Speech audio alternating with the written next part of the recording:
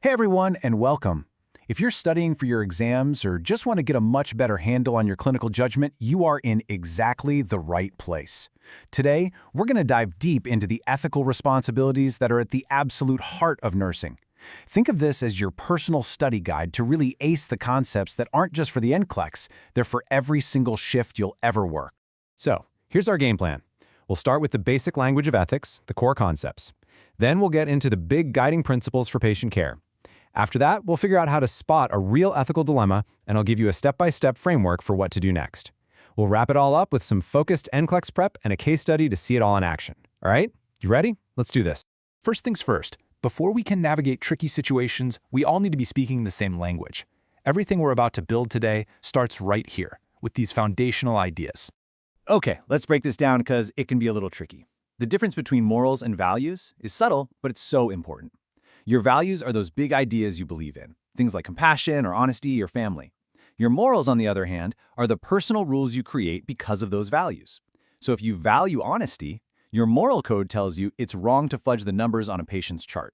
See? Values are the what, morals are the how.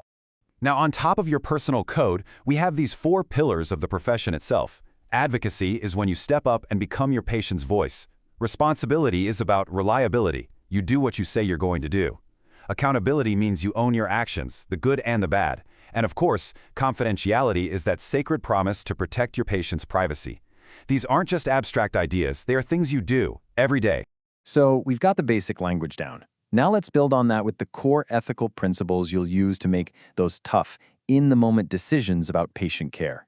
You can think of these as your non-negotiables. First up, autonomy. And wow, this one is huge. It's all about respecting a patient's right to make their own choices about their own body. They get to be the boss, and our job is to honor that, even if we're on the sidelines thinking, oh, I really wish they wouldn't choose that. So let's put that into practice. You have a patient, they need a major surgery, and they say no. What principle are they using? You got it, it's autonomy. They have the absolute right to make that call, and we have to respect it. And let me tell you, the NCLEX loves scenarios just like this one. Next up is beneficence. This one sounds fancy, but it's beautifully simple. Do good. It's the drive to always act in the best interests of our patients, to actively help them and promote their well-being, period. And here's a perfect everyday example of that. Why do you give a patient pain meds before you ask them to walk after surgery? To make it easier? To help them heal better? To reduce their suffering? That is a direct action you're taking for their benefit. That's beneficence in a nutshell. Now let's talk about justice. In healthcare, this means one thing: fairness. It's about making sure everyone gets a fair shake, that care is equitable, resources are distributed fairly, and that a person's bank account or background doesn't determine the quality of care they get. This is a fantastic example. Think about a transplant list. It doesn't matter if you're a CEO or a cashier. The medical criteria, the qualifications, they're the same for everybody. The process is standardized to be fair. That is justice in action. And finally, we have nonmaleficence. This is probably the most famous principle in all of medicine. It's the bedrock. You've heard it before. First, do no harm. It's our fundamental promise to our patients that we will do everything in our power to avoid causing them needless pain or suffering. So what's the nurse doing here? They're being a safety net. They're looking at an order and thinking, wait a minute, this could cause more harm than good for this particular patient. That action, questioning the order to prevent harm, is a powerful act of non-maleficence.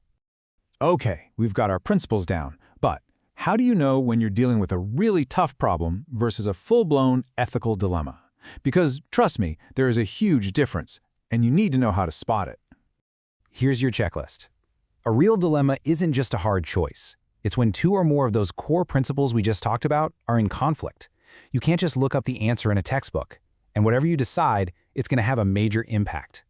The key is, it's not a simple right versus wrong. It's often a right versus another right. So let's test that with this question. The answer is definitely the family conflict over the tube feedings. And why? Because it pits 2 principles against each other. Beneficence, the desire to do good by providing nutrition, versus autonomy, respecting what the patient would have wanted. There's no easy answer there. That's a dilemma. Okay, so it happened. You've identified a real ethical dilemma. Your stomach drops, you feel the pressure. Now what do? Well, you don't panic and you don't guess. You use a framework. This 7-step process is your roadmap out of that tough spot. It gives you structure. First, you identify. Is this really an ethical dilemma? Then you gather information, get all the facts. Next, you reflect on your own biases. Then you state the problem out loud, clearly. After that, you analyze all your options. Then you select the best one based on our ethical principles. And finally, you apply it and evaluate how it went. It's a logical path to a defensible decision. All right, let's zoom in and get laser-focused on your exams. The NCLEX absolutely loves to test your ethical thinking because, honestly, it's one of the most important parts of being a safe, competent nurse. Okay, screenshot this slide in your brain. This is your high-yield review. Know that these questions fall under management of care. For a memory anchor, you've got to lock in those principles: autonomy, beneficence, justice, nonmaleficence. The source also adds 2 more: fidelity, which is just keeping your promises, and veracity, which means telling the truth. And be ready for questions on moral distress and compassion fatigue. And it's so important you know the difference between these two. Moral distress is when you know exactly what the right thing to do is, but something, like a hospital policy or another person, is stopping you from doing it. Compassion fatigue is different. That's that deep, bone-deep exhaustion you get from caring so much for so long. Recognizing both is key to a long career. All right, it is time for the final challenge. We've gone over the terms, the principles, the framework. Now let's see how it all clicks together in a messy, real-world scenario that demands top-notch clinical judgment. I want you to really picture this. You walk into the room, you have a 16-year-old patient who has consented to a procedure, but now their parents are there and they're upset. They're demanding you stop everything right now. And you are standing right in the middle of it all. So, what do? The client's autonomy is clashing head-on with the parent's demands. Your professional duty as an advocate is being put to the ultimate test. There isn't a simple one-size-fits-all answer here. Your next move is critical. This is what clinical judgment is all about. So, I'll leave you with that to think about. What would you do next?